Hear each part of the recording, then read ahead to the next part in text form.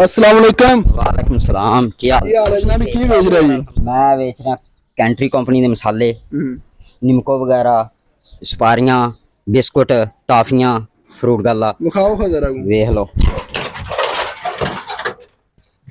Country company के मसाले अच्छा ठीक है। कोरमा, कढ़ाई गोश्त, चार गोश्त है। अच्छा, मिलेगा बाहर तुसी काट के रखे ने? हाँ, बाहर भी काट के रखे हैं। अच्छा अच्छा, हाँ सही, बेहतरीन। यानी कि तुसी मेरे वास्ते लेके आए जी? हाँ जी, थोड़े वास्ते लेके आए हैं। अच्छा, जल्द मैं कल ऑर्डर लिखाया सी है? हाँ जी, वही ऑर्डर काट के रख दिता है इस वास्ते। चलो माशाल्लाह। अच्छा 10-15 हज़ार। ठीक है। हाँ, ते कितना को बच बचा जांदा है? 600, 700, 500। यानी कि हाँ, शुक्र रब दा गुजारा हो रहा है। गुजारा हो रहा है। हाँ। यानी कि फैमिली विच गुजारा भी, फैमिली ज्यादा है। ते गुजारा इन्ना नहीं हो रहा।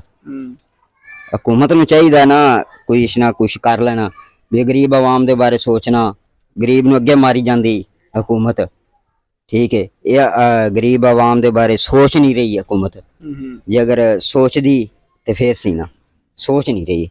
इनू चाहिए आवाम दे बारे सोचना, ये आपदा ही सोची जांदे ने। साहबां नूं तुहाडा पैगाम भी पहुंचा देना कि इन्हां नूं ਜਿਹੜੇ गरीब आवाम है ना, इन्हां वास्ते थोड़ी सहूलतां पैदा कर देवे, सेहत दे मुतलका, खुराक दे मुतलका। और अच्छा, एक होर बंदा हैगा साडे कोल, ਅਸੀਂ ਇਹਨਾਂ ਦੇ ਕੋਲ ਪੁੱਛ ਲੈਂਦੇ ਆ कि ਇਹਨਾਂ ਦੇ ਮੁਤਲਕ ਤੁਹਾਡਾ ਕੀ ਖਿਆਲ ਹੈ ਜੀ? हुकूमत से अपनी सीटें चाहिए बस। वोट लेने ने सियासत कर दे भाई, इको बिको सब इको मिको दे। ये सियासत कर रहे ना अपनी कुछ नहीं, गरीब आम दा कोई नहीं सोच रहे।